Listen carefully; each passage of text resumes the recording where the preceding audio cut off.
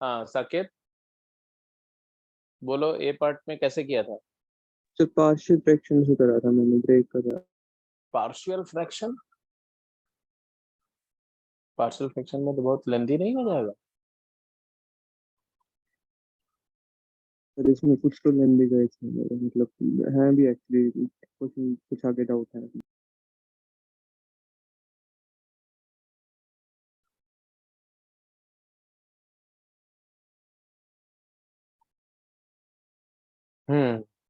Partial fraction किया तुमने। और किसी ने कुछ किया भाई? कैसे करेंगे ये पार्ट को? बाकी लोग भी बताओ।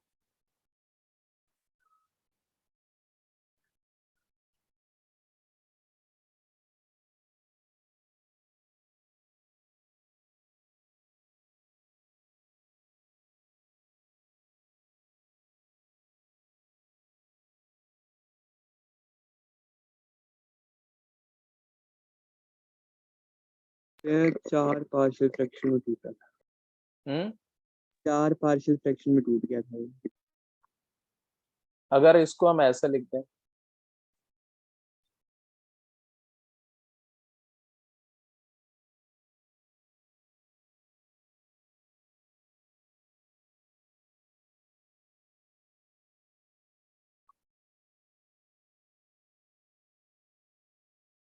अगर ऐसा लिखते हैं तो कोई एडवांटेज है? एक तो ये पूरा टर्म जब डिवाइड होगा तो बनेगा 3/x6 dx, और माइनस ये वाला जो टर्म बनेगा वो क्या बनेगा?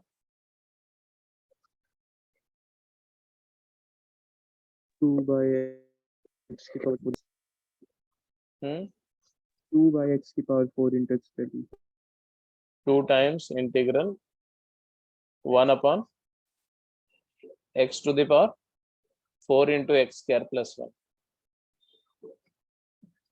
अब ये x4 और x² + 1 जो आ रहा है, इसको भी सिंप्लीफाई किया जा सकता है। अगर आप न्यूमरेटर को थोड़ा, ये जो 2 है ना 2, इस 2 को यहाँ ही रखो, और इस 2 को लिख सकते हो आप x² + 1 - x²-1,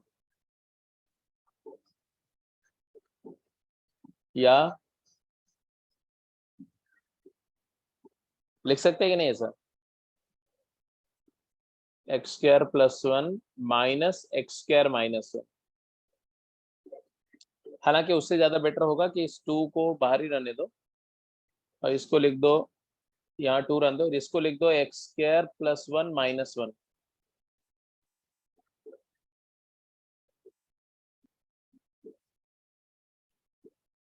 हालांकि उससे क्या फायदा होगा?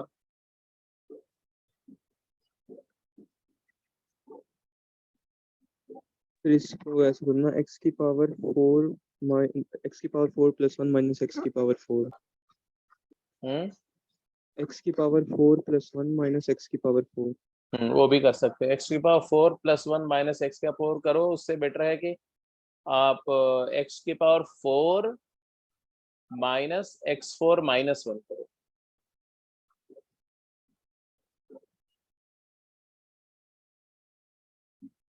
तो क्या होगा? तो एक तो तुम्हारा हो जाएगा -2x1/x² + 1 आ जाएगा, जो कि इंटीग्रेट हो गया, और +2 टाइम्स क्या बनेगा? x4-1/x² + 1, तो x²-1/x4 आ जाएगा, और ये इंटीग्रेट हो जाएगा टर्म बाय टर्म।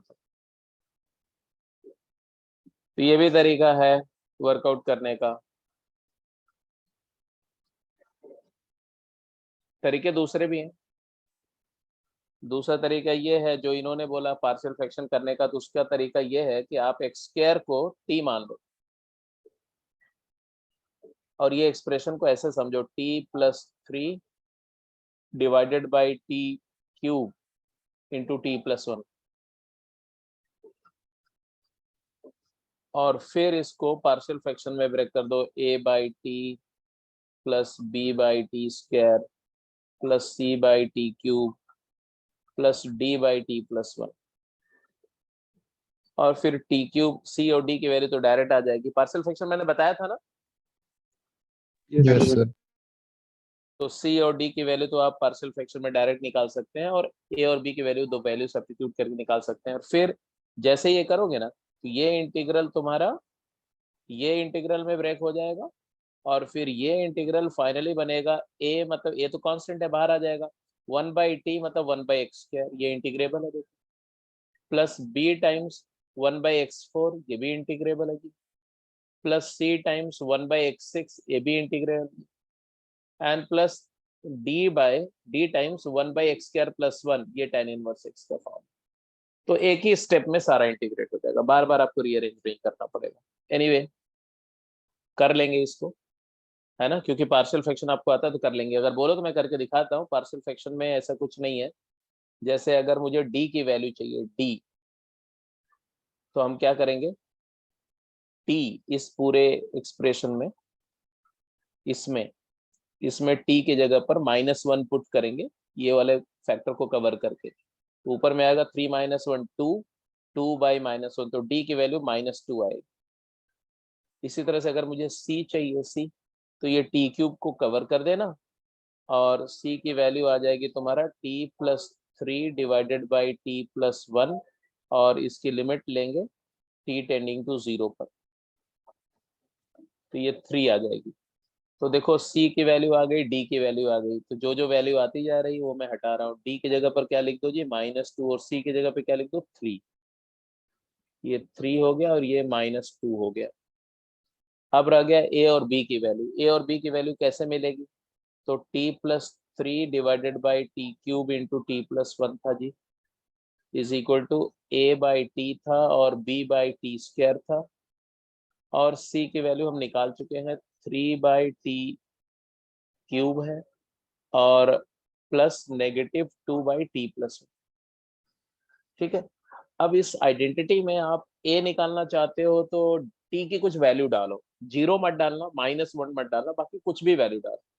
t की वैल्यू 1 डाल दो, t1 डालोगे तो क्या आएगा जरा बताओ, यहाँ 4/2, लेफ्ट हैंड साइड में 2 आ जाएगा, राइट हैंड साइड में a प्लस b और +3, और ये t को 1 डाला बेटा तो -1, तो यहाँ से a प्लस b की एक वैल्यू आ गई, क्या आ गई, 0। बोलो हाँ या ना। Yes yes sir. Yes sir. अब अगर एक रिलेशन और ए बी में आ गया तो काम खत्म। एक रिलेशन और के लिए क्या बताओ, सजेस्ट करो, क्या टी की वैल्यू डालें, टी की कौन सी वैल्यू डालें कि एक रिलेशन और आ जाए ए बी में। तो देखो 0 डाल नहीं सकते, 1 डाल नहीं सकते क्योंकि डाल चुके हैं, -1 डाल नहीं सकते, तो कुछ भी डाल दो, 2 डाल दे, है कि नहीं। Yes sir. टी को 2 डाल देते, टी को 2 डालोगे तो क्या आएगा बताओ, टी इक्वल टू 2 डालो, तो यहाँ आ जाएगा 2 + 3 5, और ये 8 3 जा 24, 5/24 आ गएगा। उधर में क्या है जी, टी को 2 डाला तो a/2 plus b/4 plus 3/8 and -2/3। Yes sir. अब यहाँ से यस ए और अब यहाँ से देखो b की वैल्यू -a डाल दो और a की वैल्यू निकाल लो, और ये आ जाएगा तो b आ जाएगा। अब समझ में आ गया ना question. Hello, yes sir. Yes. चलो अब आ जाओ बी पार्ट और सी पार्ट। बी कैसे करेंगे, जो कर चुका है वो बताएगा। साकेत,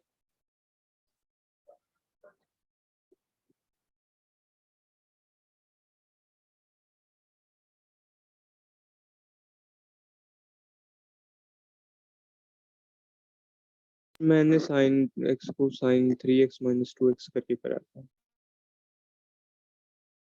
साइन एक्स को इसको 3x - 2x।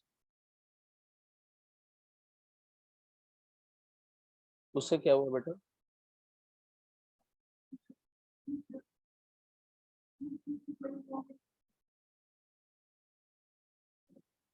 देखो एक तरीका तो ये है कि आप 1/2 into 2 sin of x cos of x divided by cos 3x cos x लिख दो।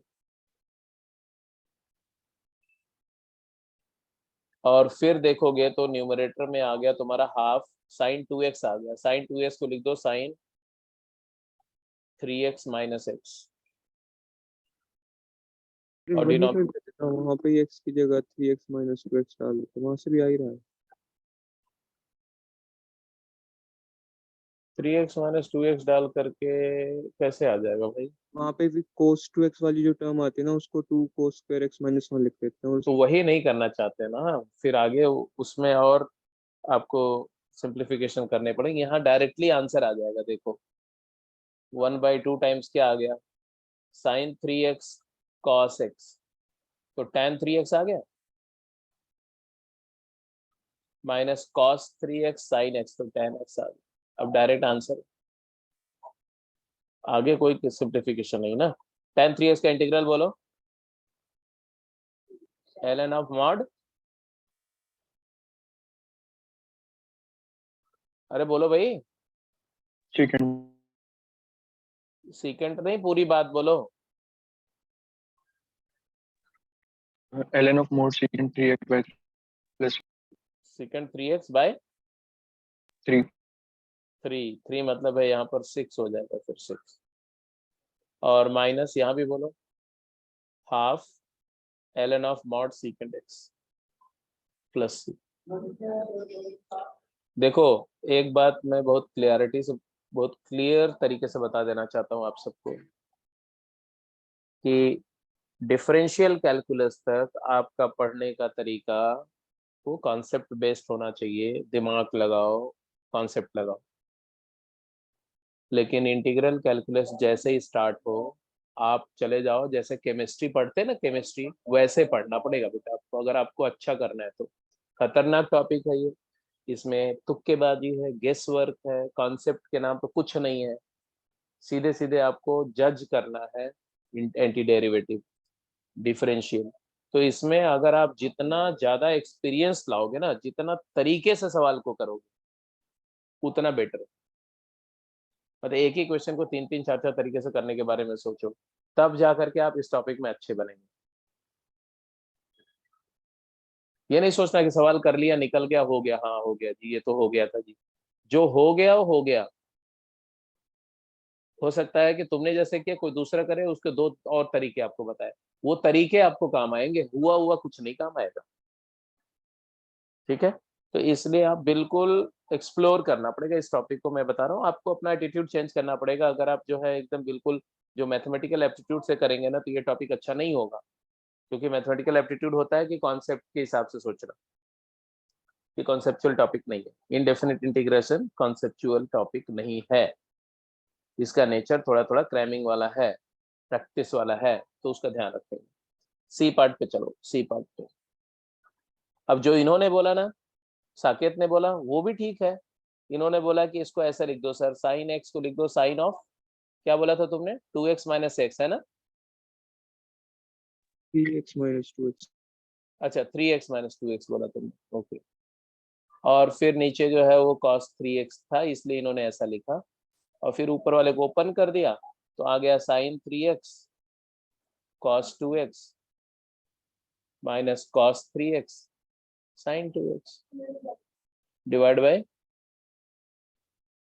cos 3x। अब क्या है कि ऐसा करने के बाद में आगे साकेत बताएंगे, आगे क्या किया बेटा, बताते जाओ फटाफट। ये दूसरा वाला तो समझ में आ गया, पहले वाले में बन गया sine 3x by cos 3x, sine of 3x cos of 2x by cos of 3x dx, minus ये आ गया तुम्हारा साइन 2x dx।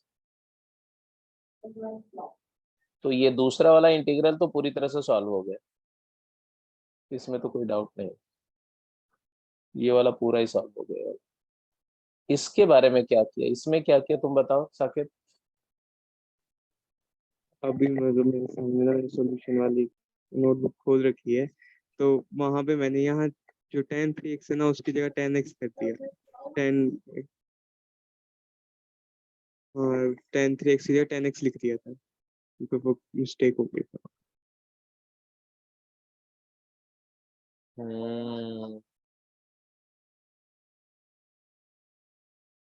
चलो, जब मिस्टेक हो गई तो उसका तो कुछ कर नहीं सकते।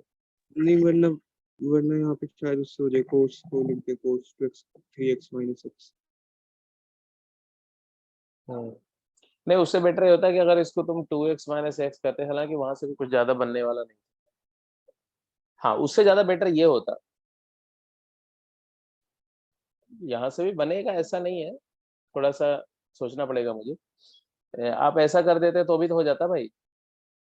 साइन एक्स डी एक्स और कॉस 3x होता है 4 cos³ x minus 3 cos x। बोलो हाँ या ना? यस। तो ये तुम्हें लग नहीं रहा है कि ये तो d cos x है ऊपर?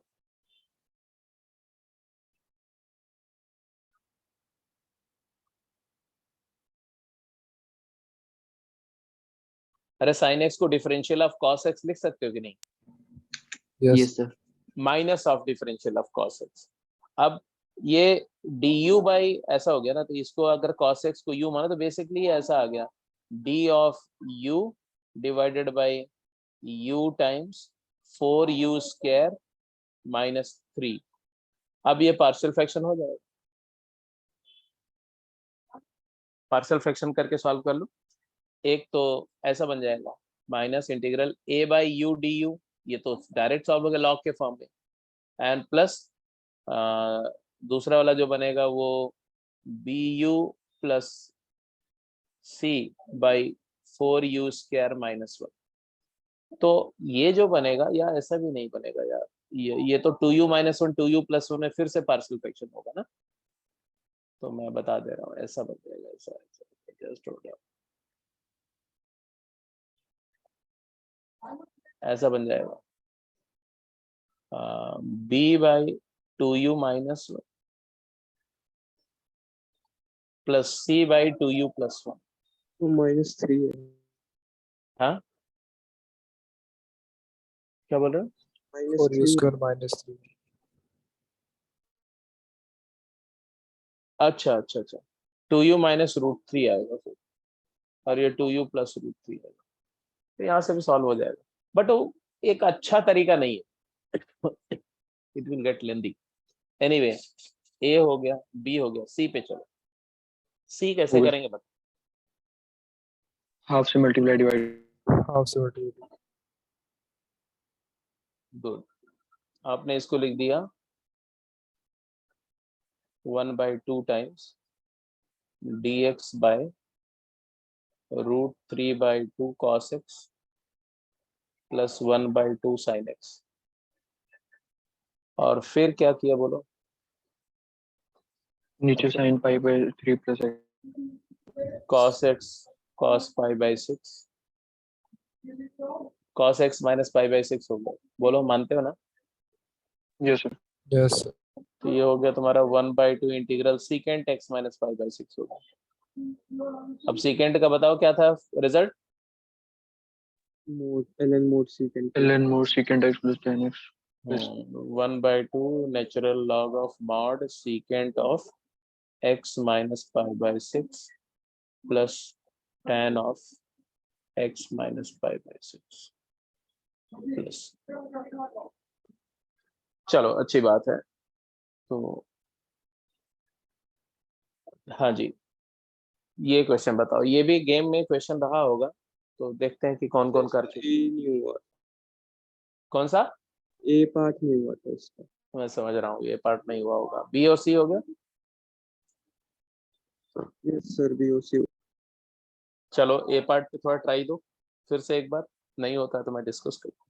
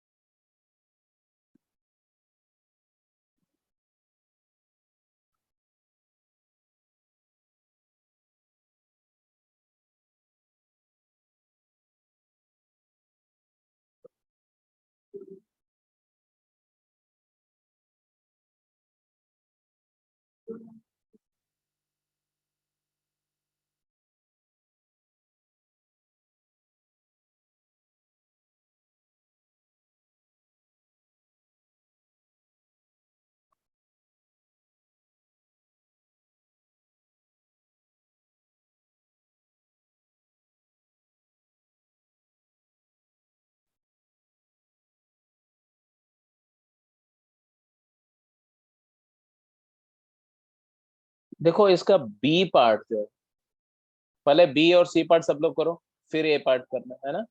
बी पार्ट के लिए कोई idea? Ten square into sine square x है, क्या आइडिया है आपके पास में?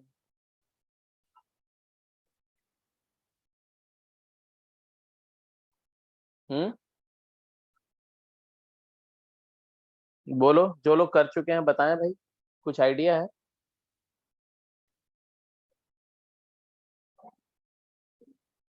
टेन को टेन को क्या? One minus six. टेन को वन माइनस सीकेंस क्या है? कहाँ से पढ़ा तुमने टेन को वन माइनस सीकेंस क्या है? तो secant square minus 1 लिखा गया है। ऐसे ही करोगे बेटा तुम? साकेत क्या हो गया तुमको? One plus tan square x secant square होता है, तो टेन स्क्वायर एक्स को secant square x minus one लिखोगे ना, कि वन माइनस सीकेंस स्क्वायर लिखोगे? अच्छा, secant square x minus one लिख दिया मान लो, तो क्या हुआ?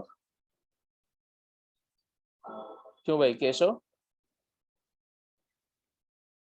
सीकेंस स्क्वायर एक्स माइनस वन लिख दिया मान लो, टेन स्क्वायर इसको इंटू साइन स्क्वायर एक्स है, क्या बना है? secant square तो sin square अंदर जाके tan square फिर से आ जाएगा -1 एक secant minus square sin x, square हो जाएगा एक secant square x into sine square x, जो कि टेन स्क्वायर एक्स ही बन जाएगा, माइनस और sin square x हो जाएगा। Minus sine square x d x आ जाएगा, तो भी हो जाएगा, ऐसी बात नहीं, यहाँ से भी हो जाएगा। क्या बन जाएगा? ये बन जाएगा तुम्हारा टेन स्क्वायर मतलब secant square x minus one हो जाएगा, और माइनस इसको लिख दो one by two sine square, two sine square x को लिख दो one minus cos two x d x. अब सॉल्व कर लो, आंसर क्या है? सीकेंड स्क्वायर का इंटीग्रल क्या होता है? टेंजेंट एक्स, माइनस वन का होता है एक्स, माइनस वन का होता है x, and plus half cos two x का क्या होता है? Sine two x by two plus C. तो ये एक आंसर तो आ गया। अच्छा, ये दूसरा वाला एक्स बाई टू हो जाएगा, माइनस एक्स पर तो फाइनल आंसर आ जाएगा, ठीक है। बट आप ये भी तो लिख सकते थे भाई, इसको ऐसे भी लिख सकते थे, टेंजेंट स्क्वायर एक्स को टेन स्क्वायर रख दो, साइन स्क्वायर को वन माइनस कॉस स्क्वायर कर दो, तो यही बन जाएगा तुम्हारा टेन स्क्वायर एक्स, तो एक अलग हो गया, और माइनस एक बन गया क्या? साइन स्क्वायर एक्स, तो यहाँ से भी तो बन जाता है, वही चीज बनती। तो चाहे tan को सीकेंड स्क्वायर माइनस वन लिख दो, चाहे tan को tan ही रहने दो, साइन स्क्वायर को वन माइनस कॉस स्क्वायर दो, वही चीज बनेगी। तरीके और भी थे क्या? और कोई तरीका था क्या? ट्राई करने में तो कोई बुराई नहीं है। जैसे एक्चुअली देखो तो साइन फोर एक्स है बाई कॉस स्क्वायर एक्स है कि नहीं? Yes. और साइन स्क्वायर एक्स को आप लिख सकते थे वन माइनस कॉस स्क्वायर का whole square by cos square, फिर इसको लिख सकते थे cos four x by cos square, तो cos square x minus two cos square x minus two, and plus one by cos square is secant square x. तो यहाँ से भी तो हो गया बेटा, बोलो हो गया कि नहीं?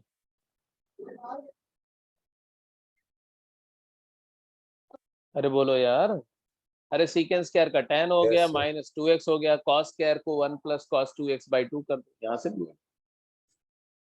तो it's okay, B part is done in all aspect, B part is done. Going ahead, C part और ए पार्ट की बात करनी है। सी पार्ट किसका इसका हो गया है साकेत? एक जो जो मैं क्यों ये क्वेश्चन मैं डिस्कस कर रहा हूँ, just to let you know that problem को तुम्हें कई तरीके से करना है बेटा, आंसर निकाल के छोड़ना नहीं है। ये चैप्टर में आंसर निकाल के छोड़ना नहीं। इसके पहले जितने टॉपिक थे उसमें मैंने बोला आंसर निकाल के छोड़ दो, कोई बात नहीं, चाहे वो लिमिट हो, चाहे कॉन्टिन्यूटी हो, चाहे डिफरेंशियबिलिटी हो। बट जब मैंने डिफरेंशिएशन बताया तो मैंने बोला आंसर निकाल के छोड़ना नहीं है, डिफरेंशिएशन को कई तरीके से करना। इसी तरह से जब मैंने एओडी बताया तो फिर मैंने बोला ठीक है आंसर निकाल दो, दैट्स इट। जब मैंने मोनोटोनिसिटी बताई तो मोनोटोनिसिटी में फिर से बोला कि आंसर निकाल के छोड़ना नहीं, आपको थोड़ा एक्सप्लोर करना है, कई सारे तरीके होते हैं करने के। ऐसे ही ये टॉपिक में आंसर निकाल के छोड़ना नहीं है, रादर आपको इन्वेस्टिगेट करना है कि और बेटर टेक्निक हो सकती है कि नहीं, और पॉसिबिलिटीज हो सकती है। अच्छा करना है तो एवरेज रैंक लेनी है तो भाई कुछ भी करो। अब इसमें क्या करें बताओ? नीचे tan है, cot है, secant है, cosecant है, बहुत सारे लोग भाई साहब पढ़े हुए, क्या किया जाए?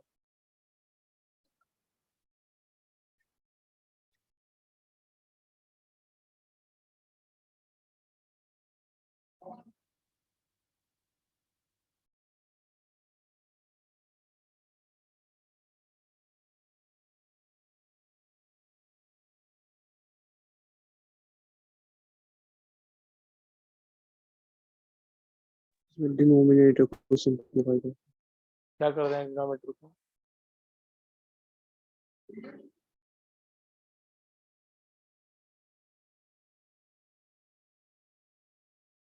फिर ऊपर sin 2x आ जाएगा, नीचे 1 plus sin x plus cos x आ गया, फिर into 1 minus sin x plus cos x करके।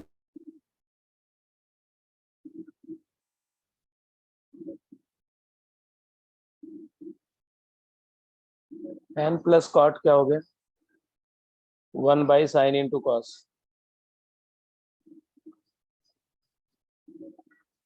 सीकेंट प्लस कॉसेकेंट जो है वो बन गया sin x plus cos x by sine x into cos x। ऊपर में 1 आ गया। जब आपने इसको सिंप्लीफाई किया तो न्यूमरेटर में आ गया sin x into cos x। Denominator में क्या है? डिनोमिनेटर में आ गया 1 plus sine x plus cos x. अब इसके बाद बताओ। 1 minus sin x plus cos x मिलेगा।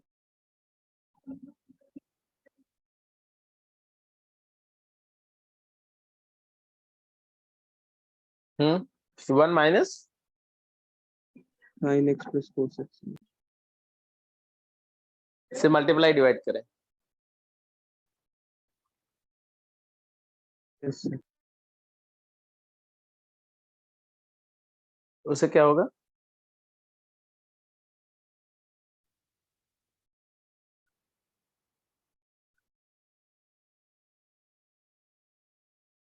नीचे क्या हो जाएगा ऐसा करने से? नीचे cos में आ जाएगा ना सारा, फिर ऊपर से कैंसिल हो जाएगा।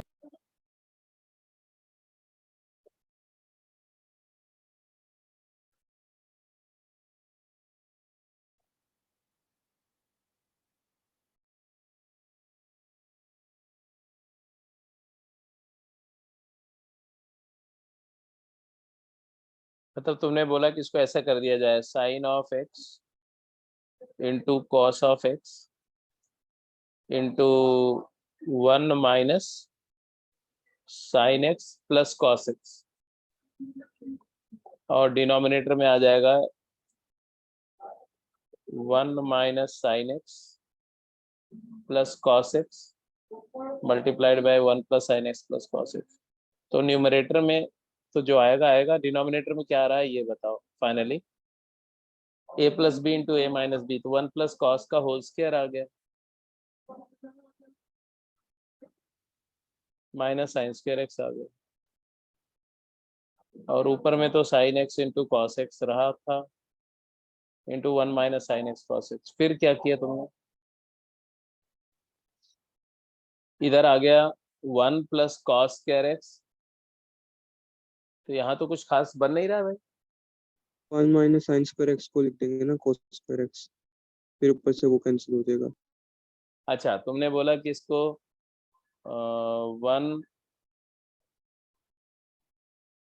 मतलब ये जो बन रहा है 1 plus cos square x minus plus 2 cos x, और माइनस साइन स्क्वायर जो है माइनस साइन स्क्वायर, तो 1 माइनस साइन स्क्वायर को कॉस स्क्वायर लिख करके इसको भी आपने 2 कॉस स्क्वायर एक्स लिख दिया, 2 कॉस स्क्वायर एक्स। अब फिर 2 कॉस स्क्वायर एक्स में से 2 कॉस एक्स वाला टर्म कैंसिल किया आपने, तो ये तुम्हारा ऐसा आ जाएगा, ऊपर में साइन एक्स रहेगा और 1 minus sine x plus cos x रहेगा, और डिनोमिनेटर में तुम्हारा 1/2 तो बाहर है, कॉस एक्स यहाँ से निकल के कैंसिल हो गया, तो 1 प्लस कॉस एक्स हो गया। अब क्या करें,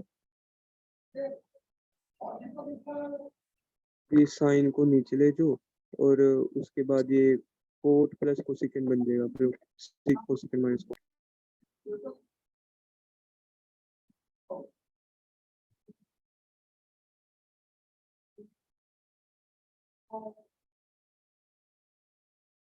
अब तो बहुत सारे तरीके हैं। एक तरीका ये है कि 1 माइनस कॉस से ऊपर से मल्टीप्लाई कर दो, तो नीचे साइन स्क्वायर बन जाएगा, तो साइन स्क्वायर का एक साइन कैंसिल हो जाएगा, एक साइन अंदर दे दो तो सिंप्लीफाई हो जाएगा। तो इसको कर सकते हैं, आगे हो जाएगा। हो जाएगा जी, सारे बच्चे बोलो हो जाएगा कि नहीं। गया, हो गया। चलो अब आ जाओ जी पहला क्वेश्चन पे, फर्स्ट पार्ट पे।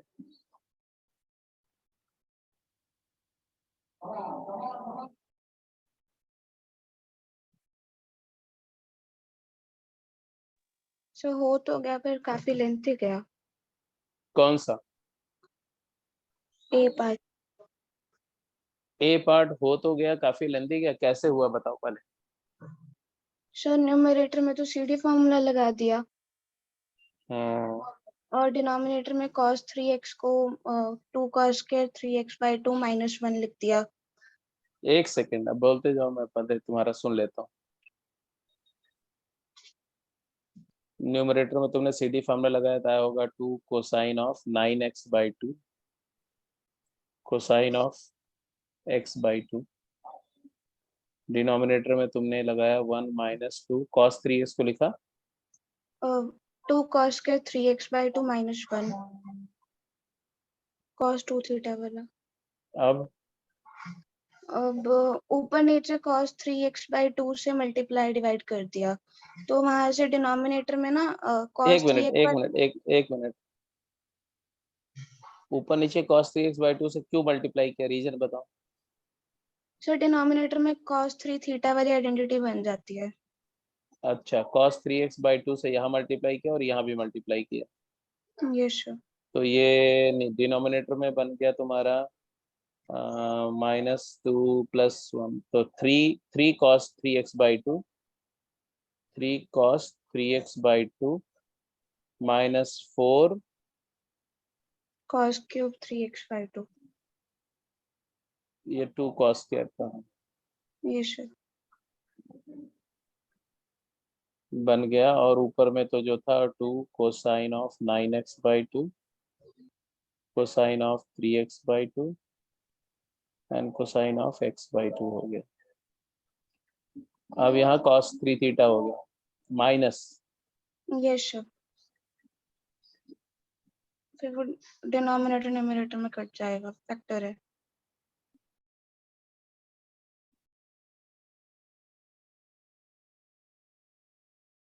इसका ट्रिपल एंगल हुआ ना, तो 9x/2 हो गया। तो ये वाला कैंसिल कर दिया तुमने, और फिर जो आया उसको 2 cos A cos B कर दिया, ठीक है। Yes sir. 2 cos A cos B cos A plus B plus cos A minus B, फिर सॉल्व हो गया। तो लेंदी तो नहीं हुआ ज्यादा, इसमें लेंदी क्या था? मतलब फिर भी थोड़ा सा। नहीं नहीं, लेंदी कुछ नहीं है, सही है बिल्कुल। अब इससे छोटा क्या चाहिए आपको? Okay sir. तो ये कर सकते थे, और भी कुछ कर सकते थे। ध्यान से देखो, एक चीज ऑब्जर्व करो कि अगर यहाँ 2 नहीं होता तो हो जाता ना।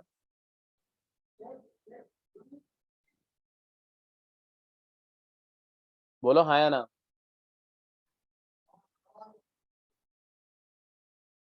अरे अगर यहाँ 2 नहीं होता तो 1 माइनस कॉस थीटा, एक्चुअली क्यों नहीं सॉल्व हो रहा है? क्योंकि डिनोमिनेटर में 2 टर्म, अगर एक ही टर्म होता तो फिर डिवाइड करके और अलग अलग सिंप्लीफाई करके हो जाता। तो मोस्टली डिनोमिनेटर को हम मोनोमियल बनाना चाहते हैं। एक टर्म हो, एक से ज्यादा टर्म होंगे तो दिक्कत होगी। तो यहाँ पर अगर 1 माइनस कॉस 3 थीटा होता तो हो जाता, 1 माइनस कॉस थीटा होता तो हो जाता। ठीक, तो ये ट्रिपल है। तो उसके लिए 2 चीजें सोचो। क्या? यहाँ कॉस का या साइन का एक टर्म चाहिए।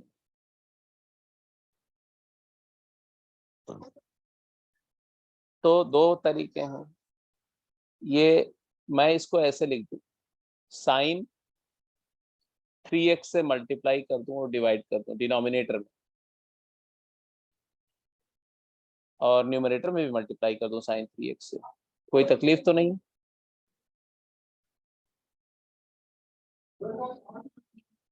आप बताओगे मैंने ऐसा क्यों किया? Can you read my mind?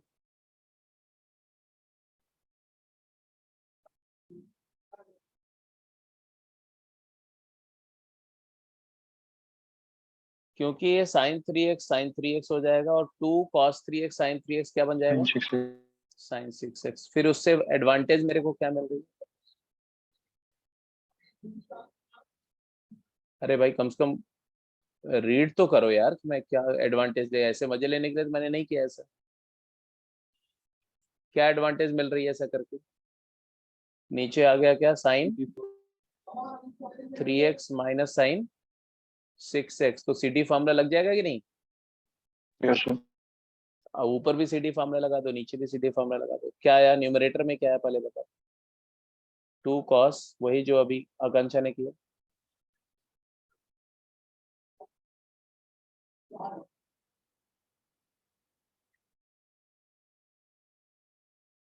ये साइन, इसको भी 2 sin 3x by 2 cos 3x by 2 लिख सकते हो। और डिनोमिनेटर में क्या है? sin c minus sine D, 2 cos c plus D by 2, 9x by 2 into sine d minus C by 2, no no no, c minus D by 2 क्या आएगा? 3x minus 6x 3x by 2 और minus sign आ जाएगा। अब इसमें से देखो कुछ cancel हो रहा है। एक तो 2 cos 9x by 2 कैंसिल हो गया, ये sin 3x by 2 भी कैंसिल हो गया। क्या आया न्यूमरेटर में? आ गया वही कि नहीं? 2 cos A cos B, cos of A plus B, 3x by 2 plus x by 2, 2x plus cos of A minus।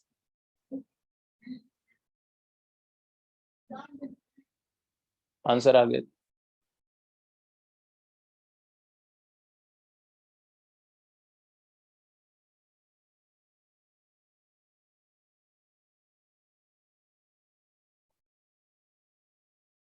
आपने देखा कि इन जनरल इंटीग्रेशन में जो ट्रबल है वो इंटीग्रेशन नहीं है, ट्रबल है रेस्ट ऑफ द मैथमेटिक्स। कितने अच्छे से आप ट्रिग्नोमेट्री इस्तेमाल कर पाते हो, कितने अच्छे से फैक्टराइजेशन कर सकते हो, कितने अच्छे से रैशनलाइजेशन कर सकते हो, कितने अच्छे से सिंप्लीफिकेशंस कर सकते हो, कितने अच्छे से तोड़-जोड़ कर सकते हो, अलजेब्राइक या ट्रिग्नोमेट्रिक आइडेंटिटीज का इस्तेमाल कर सकते हो। वो गवर्न करेगी कि आप इस टॉपिक को कितना बढ़िया करेंगे। ठीक है जी, चौथा क्वेश्चन हो गया। क्लियर है? दोनों तरीके से क्लियर हो गया? बोलो हाँ या ना। Yes sir. Yes sir. Yes sir. ये लीजिए, तो ये दो मेथड हो गए इसके, ये डन, ये डन। चलते हैं अगले क्वेश्चन पे।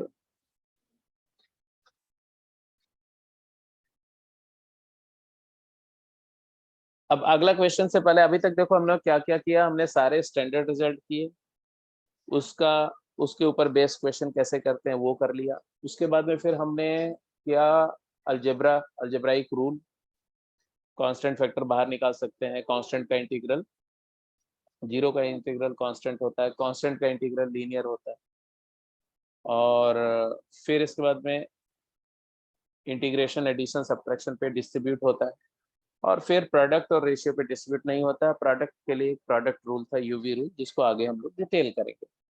और फिर उस पर बेस्ड क्वेश्चन थोड़ी और प्रैक्टिस करने के बाद में now we are coming to the method of integration. और मेथड ऑफ इंटीग्रेशन में मैंने बताया कि प्राइमरीली पूरे इंटीग्रेशन, इनडेफिनिट इंटीग्रेशन में सिर्फ दो मेथड ऑफ इंटीग्रेशन है। One is method of substitution, another is integration by part. तो मेथड ऑफ सब्स्टिट्यूशन जो है और इंटीग्रेशन बाय पार्ट का अगर वेटेज देखो पूरे इंटीग्रेशन का प्रोसेस में, तो 75% सब्स्टिट्यूशन एंड 25% बाय पार्ट है, या you may say that 80% substitution है और 20% बाय पार्ट है। मतलब अभी जो करने जा रहे हैं ये पूरा 80% पूरे इंटीग्रेशन का जो है उसको यही गवर्न करेगा, मेथड ऑफ सब्स्टिट्यूशन। अब मेथड ऑफ सब्स्टिट्यूशन क्या है? ये कोई मेथड नहीं, ये बेसिकली ऑब्जर्वेशन ऑफ डिफरेंशियल है ना, कि कहीं पर F dash x into D x है तो उसको आप डी ऑफ एफ एक्स देख सको, इसी को बोलते हैं मेथड ऑफ सब्स्टिट्यूशन। ठीक है, तो मैं बिना बताए हुए बोल रहा हूँ कि ये आप करते आ रहे हो। कॉट का इंटीग्रल किया तो कॉस बाई साइन, तो कॉस को डी साइन एक्स लिख दिया तो डी यू बाई यू हो गया। टैन का इंटीग्रल भी किया, सीकेंड प्लस टैन का किया, सीकेंड का किया, कॉसिकेंड का किया, तो उसमें मेथड ऑफ सब्स्टिट्यूशन हम लोग यूज कर रहे थे बिना बताए हुए। अब क्या है फॉर्मली, ये लिखो, if the integrand when the integrand is of the type g dash x into f of gx, मतलब इंटीग्रेंड में एक डेरिवेटिव दिख रहा हो और उस डेरिवेटिव फंक्शन के अलावा जो भी फंक्शन है वो जिस फंक्शन का ये डेरिवेटिव है उसी फंक्शन का कंपोजिशन होगा, f of gx into g dash x। तो ये पोजीशन, ये सिचुएशन सब्स्टिट्यूशन की आइडियल सिचुएशन है। और इसमें हम करते क्या है, इसको हम ये जो gx जिसका डेरिवेटिव यहाँ दिख रहा है उसको हम t पुट करेंगे, लेकिन अल्टीमेट आंसर तभी आएगा जब ये f जो है उसका एंटी डेरिवेटिव हमें पता हो। मान लो f का एंटी डेरिवेटिव फाई है, fx का पाई x है, fx का इंटीग्रल फाई x है, तो हम क्या करेंगे, हम ऐसा करेंगे, हमें इंटीग्रेट करना साहब कि f of g of x into G dash x dx ये था।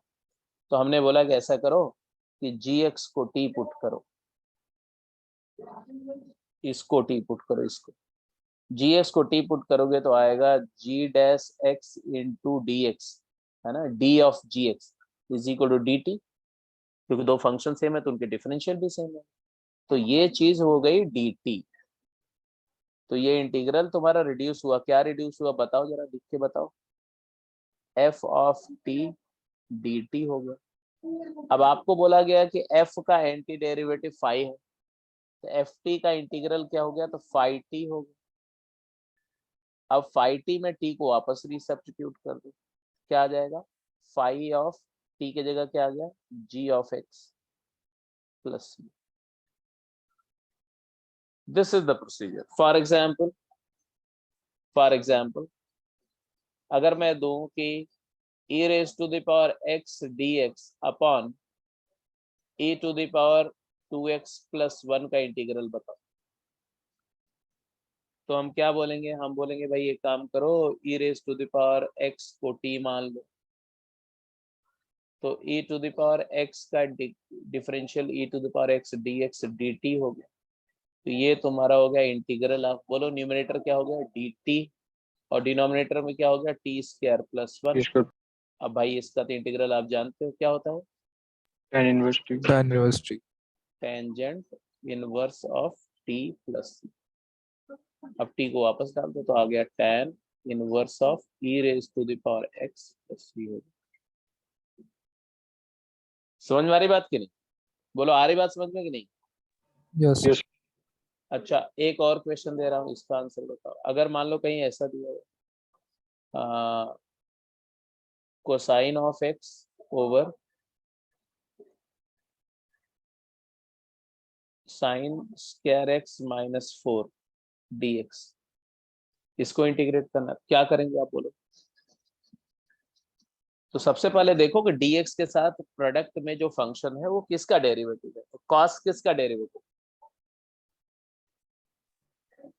cos x किसका डेरिवेटिव है? बोलो। अरे बोल तो रहे थे, बोल दो यार। cos x किसका डेरिवेटिव है? डेरिवेटिव, डिफरेंशियल, साइन का डिफरेंशियल है। इतना टाइम लगता है यार तुमको ये बोलने में। साइन x को t मानो, फिर साइन x को t मानो तो cos x dx क्या हो जाएगा बोलो? dt हो जाएगा।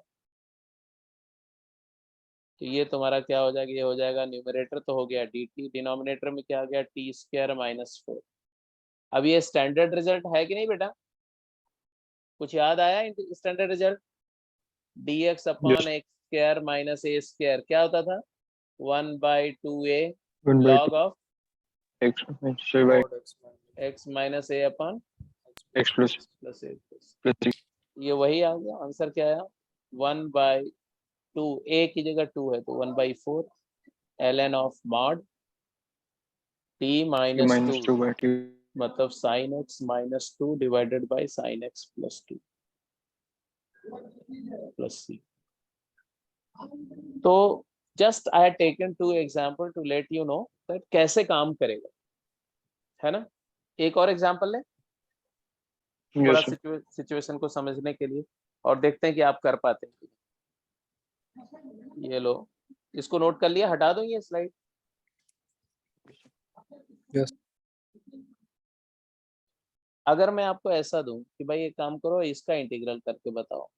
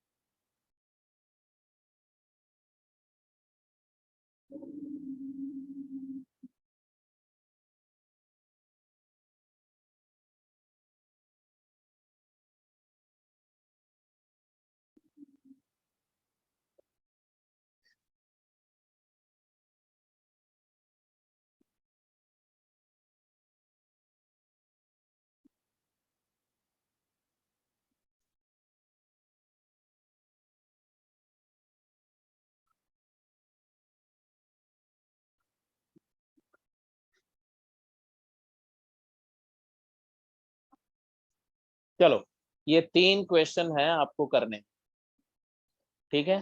और तीनों क्वेश्चन के लिए 5 मिनट टाइम है आपके पास में, टोटल 5 मिनट। देखना है कि कौन सबसे पहले मुझे तीनों का आंसर देना। क्या प्रोग्रेस है बेटा? सारे हो गए? हेलो, अरे बोलो भाई, चुपचाप क्यों हो? सारे नहीं हुए। कौन से हो गए बताओ? सेकंड तो सेकंड हो गया, फर्स्ट नहीं हुआ? नो। किसी का नहीं हुआ? हाँ क्यों भाई? केशव, मानस, प्रणत, गर्व, साकेत तुम्हारा हुआ कि नहीं यार? नहीं सर, मैं तो थर्ड से शुरू करा। सुकृत, तुम तो आज एकदम चुपचाप हो। यश, क्या बात है भाई, इतने साइलेंट क्यों, इतना सन्नाटा क्यों है यार? नहीं हुआ। देखो अब जरा ध्यान से देखो, इनमें से एक केस को छोड़ के बाकी कोई भी केस डायरेक्ट सब्स्टिट्यूशन का केस नहीं था। और कौन सा केस डायरेक्ट सब्स्टिट्यूशन का था? वो ये, क्योंकि इसमें तुम्हें दिख रहा है ex into F plus f dash, ये डेरिवेटिव है किसका? x इंटू ई एक्स का। और यहाँ x इंटू ई एक्स दिख रहा है, तो अगर x ई एक्स को t पुट कर लो तो आएगा e to the power x into x plus one d x is equal to d t. I hope आपको याद होगा कि ई एक्स एफ एक्स का डेरिवेटिव क्या होता है? ये होता है e x times f plus f dash. Yes. Yes तो विद दैट ये बन गया तुम्हारा इंटीग्रल, ऊपर आ गया डी टी, नीचे आ गया वन प्लस टी स्क्वायर, और फिर ये हो गया tan इनवर्स टी का standard formula, tan inverse of T मतलब x into E Q power x plus. तो ये वाला केस तो ऑब्वियसली एक सिंपल सा केस था, और आप में से जिन्होंने कर लिया बहुत अच्छी बात है, बेटा।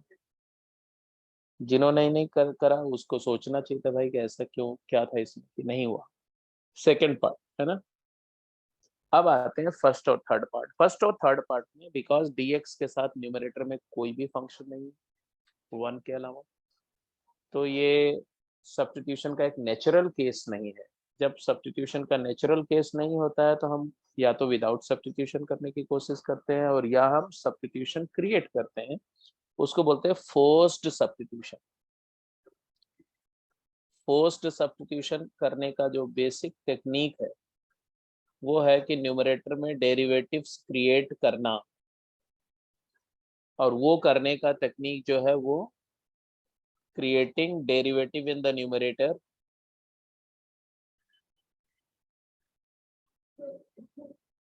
और वो होता है दो तरीके से। एक तरीका होता है मल्टीप्लाई एंड डिवाइड,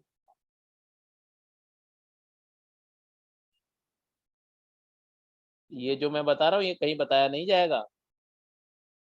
और दूसरा तरीका होता है कि take something common from denominator and shift send to numerator. बस यही दो तरीके होते हैं।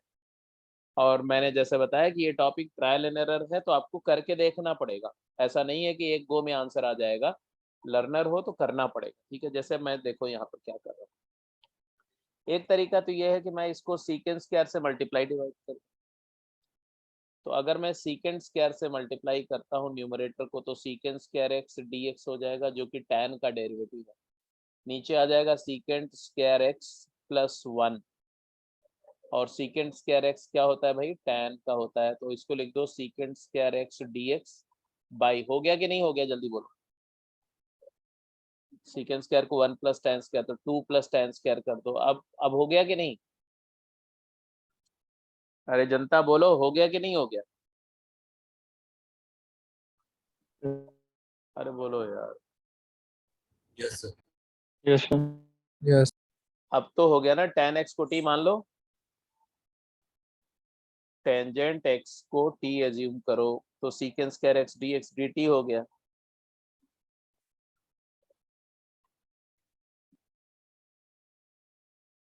ये न्यूमरेटर वाला dt हो गया, और dt हो गया तो ये तो tan इनवर्स का स्ट्रेट केस हो गया।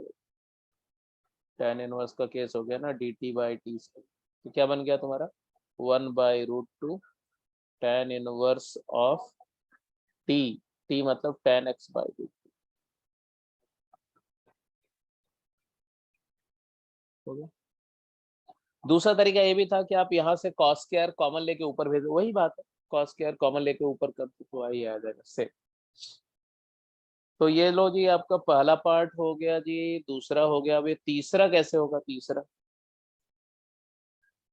तीसरा में मैंने क्या बोला आपको कि डिनोमिनेटर से कुछ कॉमन लो, न्यूमरेटर में भेजो। तो अगर मैं डिनोमिनेटर से एक्स स्क्वायर ऊपर भेजता हूँ, 1/x स्क्वायर करता हूँ, तो यहाँ पर 1 प्लस एक्स स्क्वायर हो गया। अब प्रॉब्लम ये है कि 1/x स्क्वायर किसका डेरिवेटिव है?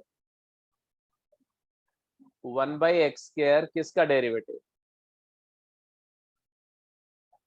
तो 1/x का डेरिवेटिव, 1/x को t 1/x का फंक्शन यहाँ अभी तो नहीं दिख रहा। तो एक तरीका और है कि आप यहाँ से x कॉमन लेकर के ऊपर भेजो, या x² कॉमन लेकर ऊपर भेजो।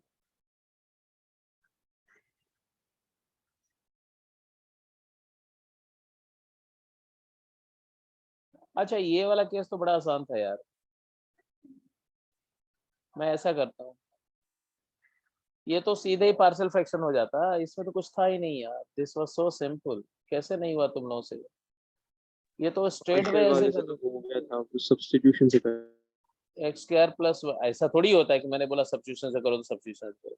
क्या बात कर, क्या है जैसे करो आप। तो ये हो गया तुम्हारा एक 1/x² dx, माइनस एक हो गया 1/1 प्लस x। ये तो खत्म ही हो गया, ये तो स्ट्रेट खत्म हो गया। ये -1/x minus tan inverse x plus. Sir इसमें ना अगर मतलब वैसे पूरा तो नहीं करा मैंने, लेकिन अगर हम x को tan थीटा डाल दें तो फिर तो भी हो जाएगा। वहां से हो रहा है। हाँ हाँ, हो जाएगा, वहां से भी हो जाएगा, वहां से भी हो जाएगा। लेकिन सबसे स्मार्ट यही था, ये जो अभी मैंने करके दिखाया, यही सबसे बेटर। अच्छा, दूसरा एक और चीज,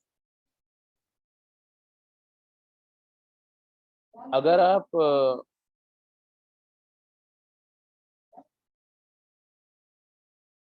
x² कॉमन लोगे तो नहीं होगा, होने का हो जाएगा बट थोड़ा लेंथी होगा। लेकिन अगर यहाँ पर 1+x² के बजाय अगर यहाँ 1+x होता,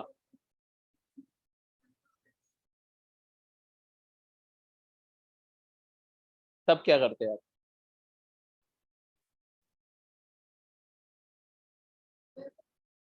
या एक सेकेंड,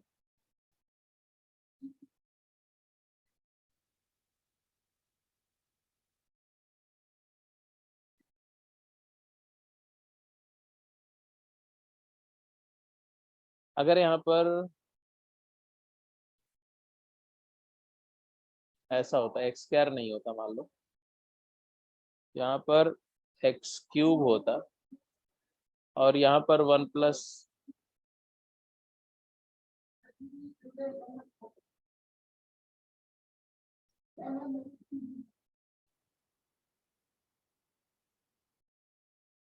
x² होता, तब क्या करते?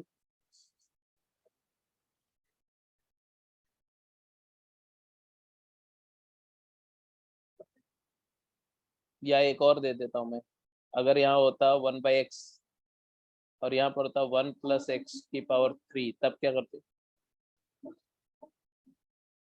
तो देखो, इसको करने के लिए तो आप ऐसा करते कि x³ बाहर निकाल देते, यहाँ बन जाता है x⁴ और यहाँ बन जाता 1/x³ + 1। फिर ये 1/x³ + 1 का डेरिवेटिव देखो ध्यान से,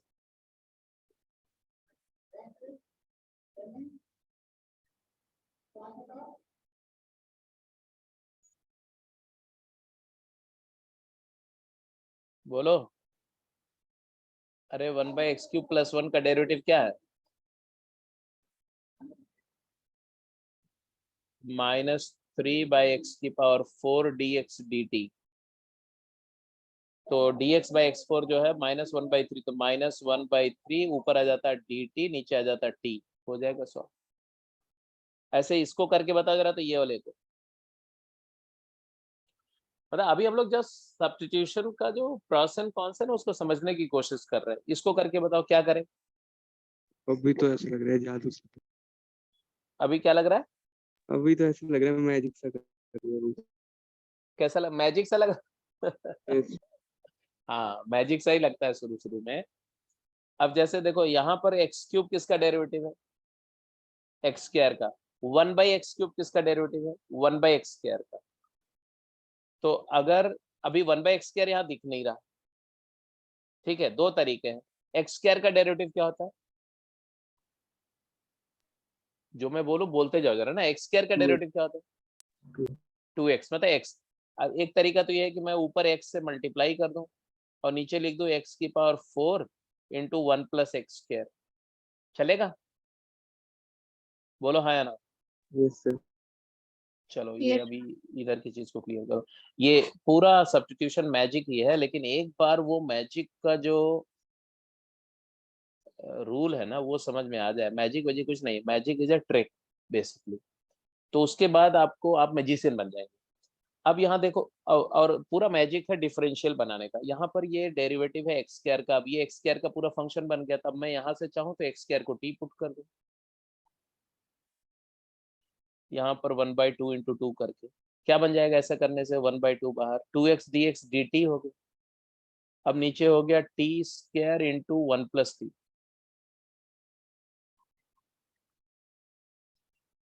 तो पहले से आसान हुआ कि डिफिकल्ट हुआ ये बताओ।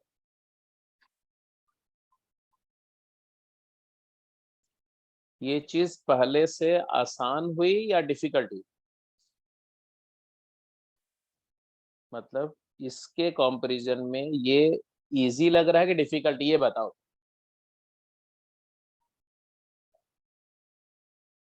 चुपचाप नहीं बोलो, फटाफट रिप्लाई करते रहो, हाँ या ना। डिफिकल्ट। पहले से डिफिकल्ट लग रहा है, काय को डिफिकल्ट लग रहा है भाई? यहाँ पर क्यूब था, यहाँ स्क्वायर हो गया, यहाँ पर स्क्वायर था, यहाँ लीनियर हो गया, तुम बोल रहे डिफिकल्ट लग रहा है, काय को डिफिकल्ट लग रहा है?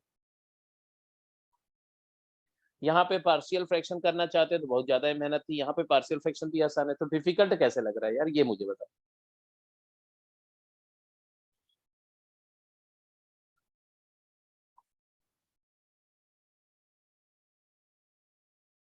चलो अब इसको सॉल्व करना है तो कैसे करेंगे? बात तो अल्टीमेट मुद्दे की बात तो यही है कि अगर सॉल्व हो गया तो आसान है, नहीं तो डिफिकल्ट। तो इसको सॉल्व करने के लिए मेरे पास में कई सारे तरीके हैं। उसमें एक तरीका तो ये है कि मैं इसको ऐसे लिखूं, एकदम बच्चों जैसे सॉल्व करना है। तो मैं इसको लिखूं, क्या लिखूं क्या लिखूं क्या लिखूं, 1/t into 1/t minus 1/t+1, बोलो हाँ या ना। 1/t इंटू t+1 को मैंने लिख दिया 1/t माइनस 1/t+1, बोलो हाँ या ना। Yes sir. यस अब बताओ ये आसान लग रहा है कि डिफिकल्ट, जल्दी बोलो।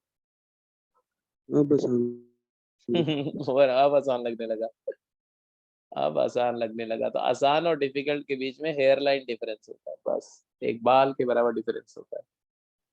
क्वेश्चन होने और नहीं होने के बीच में भी वही हेयर लाइन डिफरेंस होता है। एनीवे ये वाला इंटीग्रल तो हो गया जी, -1/t आ गया इसका, और ये हो गया तुम्हारा क्या, फिर से 1/t माइनस 1/t+1 कर दो, log t minus log t+1, तो आ जाएगा -1/t minus log of t plus log of t+1 plus c।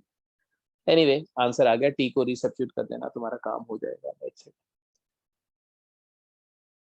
और क्या कर सकते थे, और भी कुछ कर सकते थे, वो भी देखो।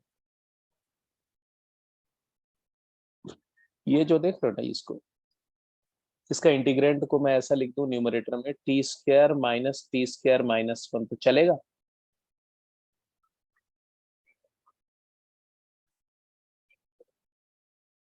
अब मैं जो मुझे समझ में आ रहा है मैं तुरंत का तुरंत कर रहा हूँ, ऐसा नहीं कि मैं पहले साल अगर कराया होगा किसी में या दूसरे ईयर में कराया होगा तो यही कर रहा हूँ, ऐसा कुछ नहीं। इस चैप्टर का सबसे अच्छी बात यह है कि आप नेचुरल रहो, रटो नहीं, दिमाग लगाओ वहीं पर तोड़ जोड़ कर। तो देखो क्या हो रहा है, ऐसा करने से कुछ फायदा हो रहा है क्या?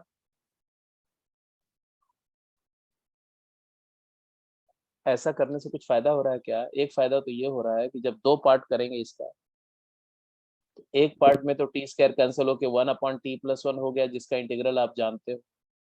दूसरे पार्ट में t-1 t+1 में एक फैक्टर कैंसिल हो जाएगा, न्यूमरेटर में रहेगा t-1, नीचे रहेगा t², और ये आपका इंटीग्रेबल है 1/t 1/t²। बोलो हो गया कि नहीं होगा? यस। यस तो ऐसे ही आपको कहीं डिफरेंशियल बनाना है, तोड़ जोड़ करनी है, यही सब काम करना होता है। एक और तरीका है इसी क्वेश्चन को करने का, उसको मैं डिस्कस करके फिर मैं आगे क्वेश्चंस पे चल करूं। ये नोट कर लिया है तो मैं हटा दूं, ये वाला मेथड 1 जो था ये समझ में आ गया, ये कहानी भी समझ में आ गई, और ये भी हो गया। मैं अगर इसको ऐसे लिख देता, अब जरूरी नहीं कि वैसे होगा, मेरे दिमाग में अभी तुरंत लग रहा है तो मैं सोच रहा हूँ चलो ऐसा भी करके देख लेते हैं। यहाँ से एक्स स्क्वायर कॉमन ले लो तो यहाँ आ जाएगा एक्स की पावर 5 और यहाँ आ जाएगा 1/x स्क्वायर प्लस 1। अब अगर मैं 1/x स्क्वायर प्लस 1 को t मान लो, क्या आएगा बताओ जरा मुझे। -2/x³ dx को dt लिखेंगे तो dx/x³ हो जाएगा हाफ नेगेटिव हाफ, तो नेगेटिव हाफ इंटू dt और एक एक्स स्क्वायर नीचे बन जाएगा 1/x स्क्वायर बच जाएगा, 1/x स्क्वायर हो जाएगा t-1 और ये हो गया t। बोलो सबसे आसान था कि नहीं?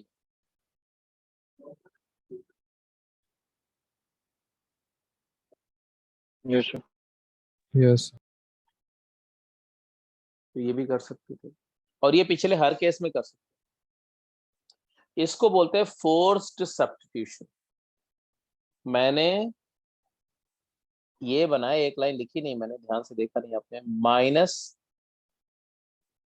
-1/x³ into 1/x square dx और divided by 1/x square plus 1 बनाया। तो इसका डेरिवेटिव हमने यहाँ लाया और ये एक वही वाला फंक्शन बन गया, खत्म हो गई कहानी। डेरिवेटिव बनाया, या तो डेरिवेटिव है या तो डेरिवेटिव बनाओ। This is the only thing, by hard and fast rule, by hook and crook आपको ये करना पड़ेगा, बस मैथमेटिकल लॉज को वायलेट नहीं करेंगे। चलो क्वेश्चंस पे चलते हैं। मेथड ऑफ सब्स्टिट्यूशन समझ में आ गया, ये कहानी है। जैसे अब जल्दी से आंसर कर दो, तो जल्दी से आंसर कर दो दोनों केसेस का। पहले का आंसर बोलो, वर्बल है, इतने सारे डिस्कशन के बाद तो वर्बल बता सकते हो। पहले का आंसर क्या आएगा?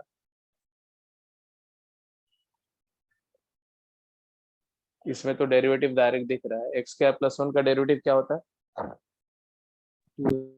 2x होता है, तो हाफ x dx हो जाएगा हाफ dt बाई टी। पहले का आंसर आ गया half log x square half log square x square plus 1 प्लस c, या log of root of x square plus 1 प्लस c। बी का बोलो, बी का क्विक।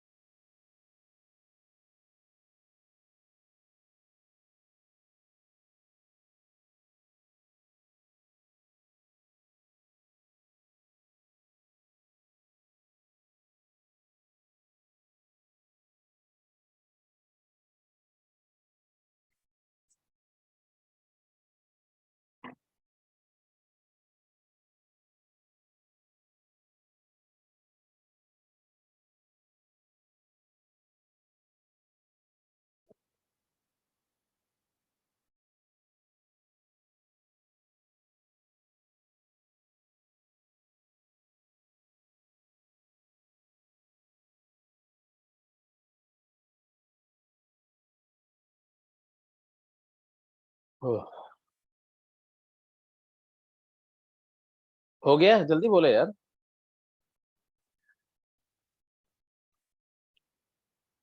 अरे तो एक्स स्क्वायर का डेरिवेटिव एक्स है, एक्स से मल्टीप्लाई डिवाइड कर लो तो भी हो जाएगा। 1/2 इंटू 2x कर दो और यहाँ पर x square into x square plus 1 कर दो, फिर एक्स स्क्वायर प्लस 1 को t मान लो, एक्स स्क्वायर को t मान लो, तो 1/2 integral dt by T into T plus 1 हो गया। अब तो ये पार्शियल फ्रैक्शन हो गया।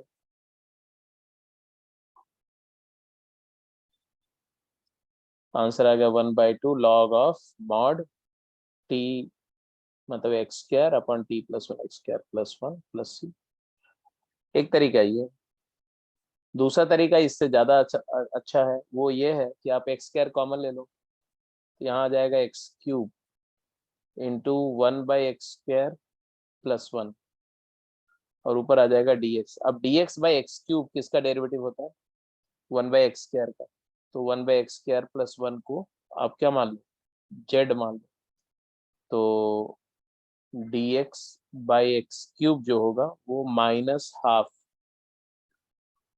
dz हो जाएगा। तो ये तुम्हारा बन जाएगा -1/2 इंटीग्रल dz/z। तो आंसर आ जाएगा -12 log of mod z। mod z मतलब 1 + x²/x²। फिर माइनस को अंदर ले लो तो ये वाला बन जाएगा। तो ये दोनों सेम है। ठीक है जी, क्लियर है? तो अब आपको थोड़ा 7, 8, 10 क्वेश्चन कर लिया आपने सब्स्टिट्यूशन पे, तो अब जरा सब्स्टिट्यूशन पे अपना हैंड्स ऑन करिए, थोड़ा जोर आजमाइश करिए। ठीक है, अगला क्वेश्चन दे रहा हूं, अब आपको करना है, मेरा काम खत्म।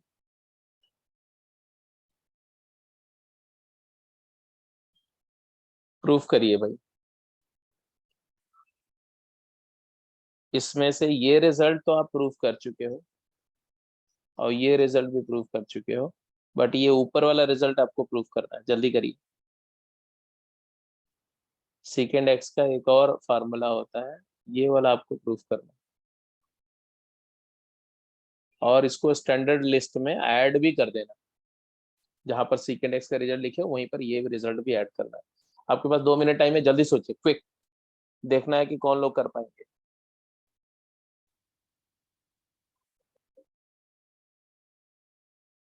क्यों भाई, हो गया? साकेत,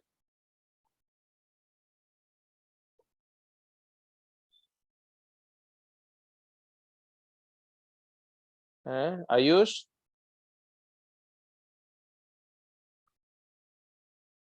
कोई कुछ बोल नहीं रहे हो, क्या बात है? tan x/2 को m मान के कुछ मतलब कर ही रहा था फिर। यार आप लोग का जो है ना, मुझे लगता है कि तुम लोग का ट्रिग्नोमेट्री थोड़ा वीक है भाई। थोड़ा काम करो, मेहनत नहीं कर रहे हो कि मैथमेटिक्स को लग रहा है तुम लोग फॉर ग्रांटेड ले रहे हो। नहीं सर, विनय कुमार भी मैं साथ साथ ही कर रहा हूँ। सवाल करने से नहीं होता बेटा, थोड़ा सारा पार्ट जो मैथ्स का है ना, किसी एक चीज में पूरा डिटेल में जा रहे हो तुम, वो अच्छी बात है, लेकिन पूरी मैथ्स तुम्हारे दिमाग में होनी चाहिए। वो चीज पर कहीं मिस कर रहे हो। सेकेंड एक्स डी एक्स है, right? Second x d x को आप 1 + tan² x/2 by 1 - tan² x/2 लिख सकते हैं कि नहीं? बोलो जल्दी बोलो, कितनी छोटी सी बात है ये, मैंने कितनी बार बताई यस आपको। सर, ये तो बेटा जब ये पता है तो 1 + tan² x/2 ही तो sec² x/2 हो जाता है। तो अगर आप टेंजेंट x/2 को t मान लो तो half times sec² x/2 dx dt हो गया। तो न्यूमरेटर 2 dt हो गया, तो 2 आया, ऊपर आ गया dt, नीचे आ गया 1 - t²। अब तो ये स्टैंडर्ड फॉर्म नहीं हो गया, ये तो t² - सर a² हो गया। बोलो क्या आएगा? 1/2, नॉट 1/2। हाँ जी, इसको लिख दो -2 और इसको लिख दो 1/t² - 1 dt। अब इसका स्टैंडर्ड फॉर्म क्या आता है? 1/2a, 2a एक जगह 1 है तो 1/2 ln of mod t - 1 divided by t + 1 + c। मैंने तुम लोगों को बोला था कि जितने रिजल्ट अभी तक लिख चुके हो स्टैंडर्ड, वो सारे अपनी स्टडी टेबल के सामने पेस्ट कर दो, और उसको सुबह दोपहर शाम 3 बार तो देखना ही देखना आपको। अगर आप ये नहीं कर रहे हैं, चाहे उस दिन इंटीग्रेशन की क्लास है या नहीं, आपको वो रिजल्ट देखने ही देखने 3 बार। अगर आप नहीं देख रहे हो तो आप अपने मनमानी कर रहे हो, मेरे इंस्ट्रक्शन को फॉलो नहीं कर रहे हो, ये चैप्टर आपका अच्छा नहीं होगा, मुझे मत ब्लेम करना फिर। इसलिए मैं जो बता रहा हूँ, अगर जिस बच्चे ने मेरे इंस्ट्रक्शन को वर्ड बाय वर्ड फॉलो कर लिया, उसका आईआईटी में अच्छी रैंक आना ही आना है। और जो बच्चा कितना भी अच्छा स्मार्ट क्यों ना हो, लेकिन अगर मेरे इंस्ट्रक्शन को फॉलो नहीं करता है, तो मेरा जो अपना एक्सपीरियंस है कि उसकी रैंक खराब हो जाती है। चाहे कितना भी अच्छा क्यों बच्चा ना हो। ये मैं अपना एक्सपीरियंस बता रहा हूँ, बाकी आपकी मर्जी है। मैं ये नहीं बोल रहा हूँ कि मेरा इंस्ट्रक्शन फॉलो करेगा तभी सेलेक्ट होएगा, बट मेरा अपना एक्सपीरियंस पिछले 10-15 हजार बच्चों को जो मैंने ट्रेन किया हुआ, उसमें मेरा एक्सपीरियंस यही कि those who follow my instructions word by word, they get succeed, they get a very good rank. और जो नहीं फॉलो करते हैं वो अपनी कैपेबिलिटी से बहुत लो स्टैंड करते हैं। तो आपकी मर्जी है बेटा, मैं तो आपको सिर्फ सजेस्ट कर सकता हूँ, वार्न कर सकता हूँ आपकी गलतियों के लिए। आप फॉलो करो नहीं करो तुम्हारी अपनी चॉइस है। तो देखो आंसर तुम्हारा आ गया log of mod t plus 1/t-1। अगर माइनस को आप कंज्यूम करना चाहते हो तो that is ln of mod t हमने लिया था tan x/2, tan x/2 plus 1 divide by tan x/2 minus. ठीक है जी। तो सब्स्टिट्यूशन पे सीकेंट का एक रिजल्ट आ गया, प्लीज इसको नोट कर लेना। इसी तरह से कॉसेकेंट को आप सीकेंट में कन्वर्ट कर सकते हैं, है ना। इसको सीकेंट ऑफ π/2 माइनस x लिख सकते हैं ऐसा। तो कॉसेकेंट के रिजल्ट को भी आप चाहो ना, तो कॉसेकेंट के रिजल्ट को भी वैसा कर सकते हो। कॉसेकेंट के रिजल्ट को भी अगर आप चाहो तो उसको भी आप उसी तरह से उसी फॉर्मेट में ले जा सकते हो, सेम सीकेंट वाले तरीके से, बस x की जगह π/2 माइनस x आ जाए। तो उसकी जरूरत नहीं पड़ती है, बट जरूरत पड़ने पे अगर उस फॉर्मेट में है तो कॉसेकेंट वाले को भी ले जा सकते हैं। ठीक है जी, आगे चलें, अगले क्वेश्चन पे चल रहे हैं। चलिए जल्दी आंसर करिए, क्विक। तो मैं चाहता हूँ कि कुछ 8-10 क्वेश्चन फटाफट जल्दी से करिए। ये क्या हुआ यार, 1 सेकेंड।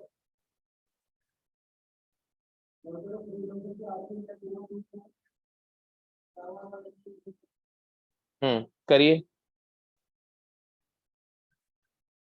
फटाफट, जल्दी आंसर करिए, क्विक क्विक क्विक।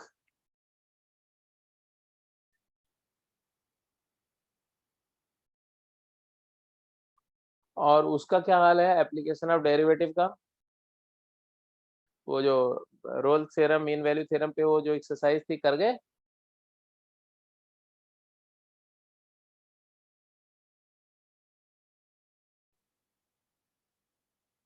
अरे नहीं बता सर अभी नहीं, आज ही पढ़नी है, आज तो कल कहीं।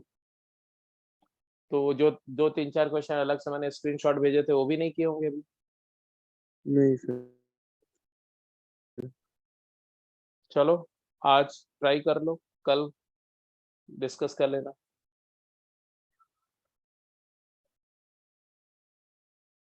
क्या तुम लोग का कुछ मिड टर्म एग्जाम आ गया क्या?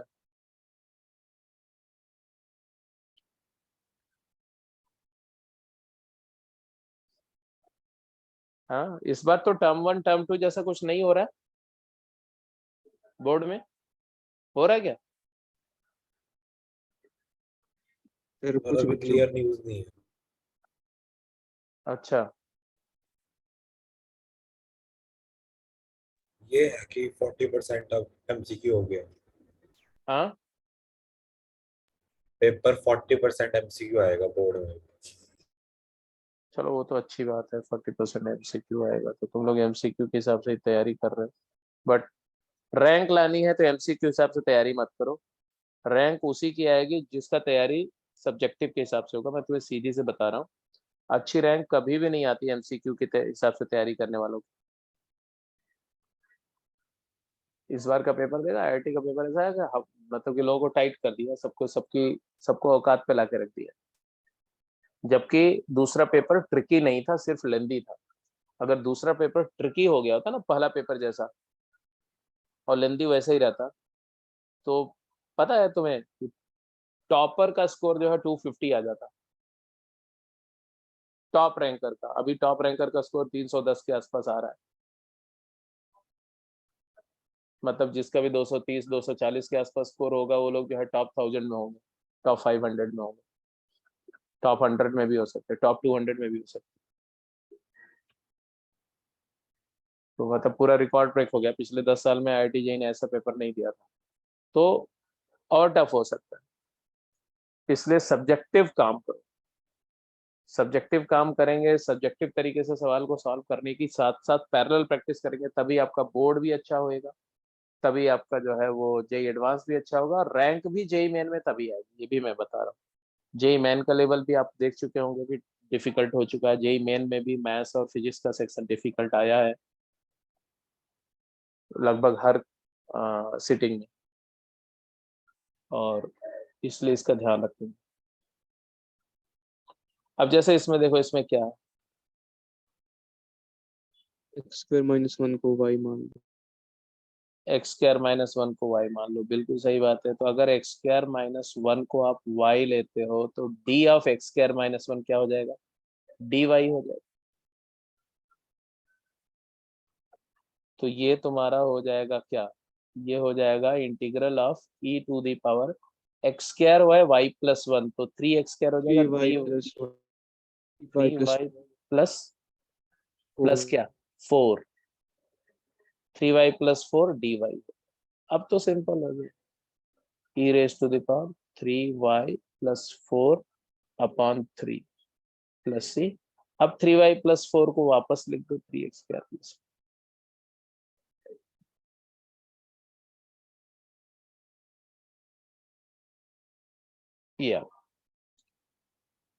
मतलब मैं ये क्वेश्चन दे रहा हूँ थोड़ा सा आपको इस बात को समझने के लिए कि जरूरी नहीं है कि dx लिखा रहे, D of x square, D of function, D of sine x, D of cos x, ऐसा कुछ, डी ऑफ जिंट एक्स, ऐसा इस तरह का भी चीजें लिखी जा सकती है।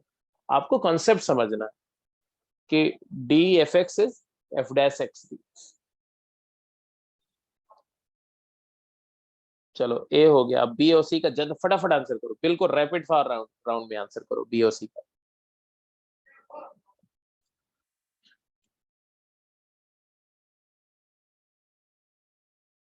अच्छा, आप इसके बाद गेम 1 और 2 के सवाल सारे करेंगे, गेम 3 अभी नहीं करेंगे, मैंने आपको बताया। उसके बजाय आप अगर सब्स्टिट्यूशन पे प्रैक्टिस करना चाहते हो तो गेम 3 के बजाय क्या करेंगे वो मैं आपको बता रहा हूँ, ठीक है, उसको ध्यान से वहां से करेंगे, क्योंकि गेम 3 के कई सारे सवाल मैं क्लास में करूंगा तो पहले से करे रहेंगे तो क्लास में आपको मजा नहीं आएगा। इसलिए आप करेंगे जो तुम्हारा टेक्सचुअल असाइनमेंट है इंटीग्रेशन की, उसमें टेक्सचुअल एक्सरसाइज 1 सारा कर जाओ और टेक्सचुअल एक्सरसाइज 2 के सवाल करो, है ना। टेक्सचुअल एक्सरसाइज 2 में कुल मिला जुला करके अच्छे खासे सवाल हैं, लगभग 25 क्वेश्चन है, वो सारे कर जाओ। 25 क्वेश्चन पूरे सारे के सारे कर जाओ। तो T1 and T2 complete,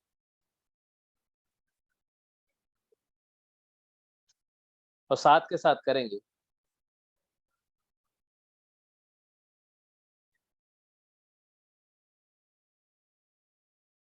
sir next class कब है इंटीग्रल की?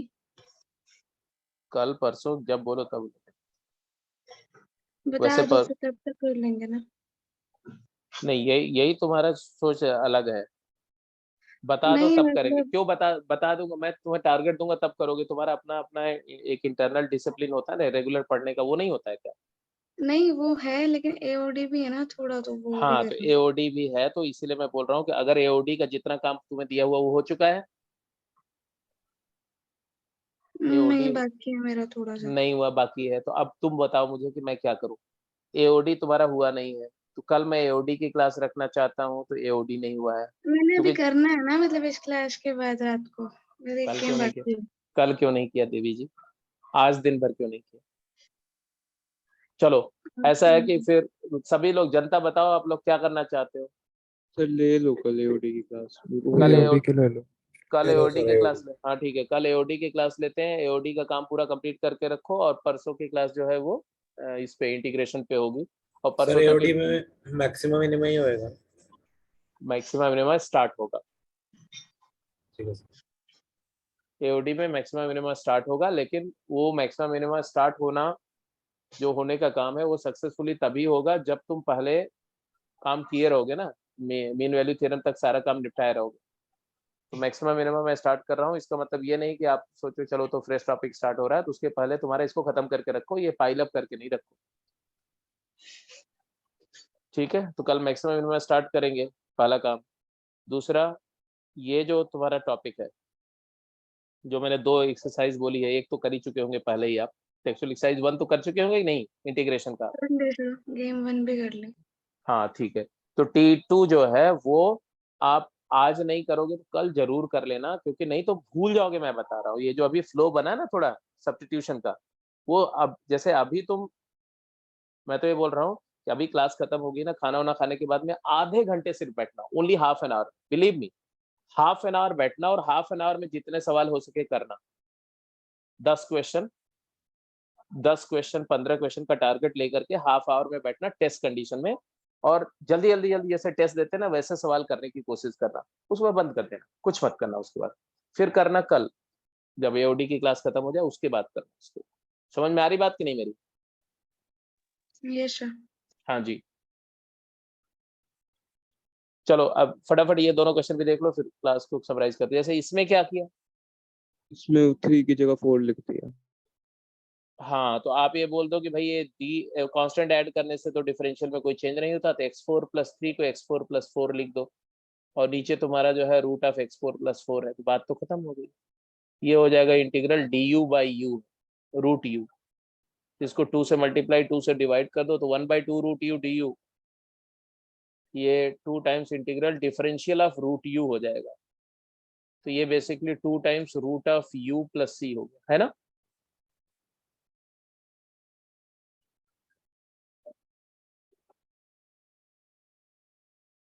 बोलो हाँ है ना? ए हो गया जी, बी हो गया, अब सी की बात करो। सी में क्या करें बताओ?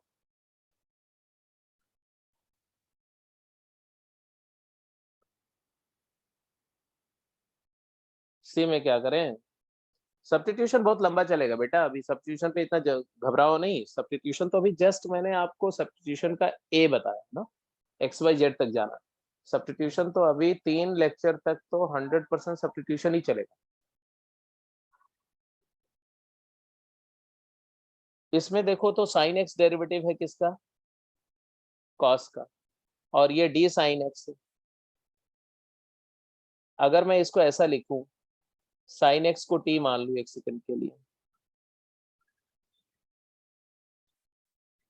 तो d sin x dt हो गया। एक तरीका तो ये है, तो ये हो गया dt, ये हो गया t, और ये हो गया e⁻ cos 2x को 1 - 2t स्क्वायर लिखती है। cos 2x is 1 - 2 sin square x।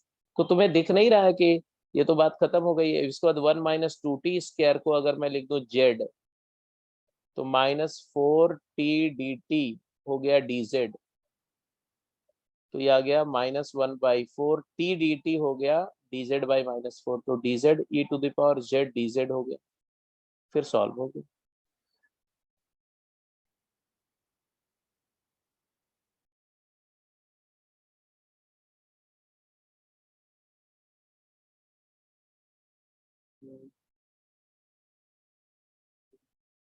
ऐसे एक तरीका और भी होता है इसको करने का, वो भी देख लो।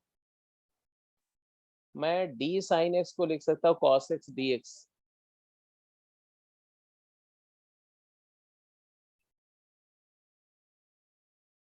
फिर 1/2 कर दो और 2 कर दो, तो ये आ गया 1/2, ये sin 2x हो गया। अब sin 2x बेटा cos 2x का डेरिवेटिव होता है, तो मैं अगर cosine 2x को t मान लूं, तो -2 sin 2x dx dt हो जाएगा। तो 1/4 नेगेटिव, और ये e⁻t dt हो गया। बस हो गया, आंसर आ गया। t की जगह लिख दो cos 2x प्लस। ठीक है, तो चलो आज की क्लास को यहीं पे क्लोज करते हैं। अब आप मेन स्ट्रीम मतलब मेथड ऑफ सब्स्टिट्यूशन पे काम कर रहे हैं। नेक्स्ट 3 लेक्चर्स में हम लोग मेथड ऑफ सब्स्टिट्यूशन पर ही स्पेशलाइज करेंगे। जैसे आज सब्स्टिट्यूशन स्टार्ट किया, अगली क्लास में सब्स्टिट्यूशन पे प्रैक्टिस थोड़ी करेंगे, और उसके बाद में सब्स्टिट्यूशन के कुछ स्टैंडर्ड सब्स्टिट्यूशन पे आएंगे। तो अब आप क्या करेंगे कि सब जहां पर आपने इंटीग्रेशन के सारे रिजल्ट लिखे हुए ना, मैंने बोला था ना शुरू में 6-7 पेजेस छोड़ दो, तो उसमें दो पेज आई थिंक आपका भरा होगा स्टैंडर्ड रिजल्ट से। क्यों? 1.5 1.5। तो 1.5 पेज हो गया, तो उसका हाफ पेज जो बच गया उसको ऐसे ब्लैंक छोड़ दो, और उसके अगले पेज पर जो है हम सब्स्टिट्यूशंस का ऊपर हेडिंग देंगे, स्टैंडर्ड सब्स्टिट्यूशन इन इंडेफिनिट इंटीग्रेशन, और उसका फॉर्मेट मैं अगले क्लास में बताऊंगा। तो वहां पर जैसे जैसे मैं सब्स्टिट्यूशंस आपको सिखाऊंगा, वो सब्स्टिट्यूशन टाइप ऑफ इंटीग्रल, फिर उसमें कॉरेस्पॉन्डिंग क्या क्या पॉसिबल सब्स्टिट्यूशन होते हैं, और वो सब्स्टिट्यूशन करने से इंटीग्रैंड का म्यूटेशन कैसे होता है, डिफरेंशियल एलिमेंट कैसे चेंज होता है, और कैसे वो फंक्शन करता है, वो हम लोग करते जाएंगे पूरा। तो एक ही जगह पर मैंने बोला कि इस पूरे चैप्टर में फर्स्ट जो 6 पेजेस आपका है, उसी में पूरा चैप्टर का पूरा समरी होगा। जब आपको रिवाइज करना होगा तो वही 5-6 पेज रिवाइज करना, बस ये चैप्टर में और कुछ नहीं, वही 5-6 पेज में पूरे चैप्टर का सोल होगा, तो वो करेंगे। बाकी डिस्कशन नेक्स्ट क्लास में होगा। आज की क्लास यहीं पे क्लोज करते हैं, और कल की क्लास में हम लोग एप्लीकेशन ऑफ डेरिवेटिव डिस्कस करेंगे। Is that okay? Yes, sir. Yes.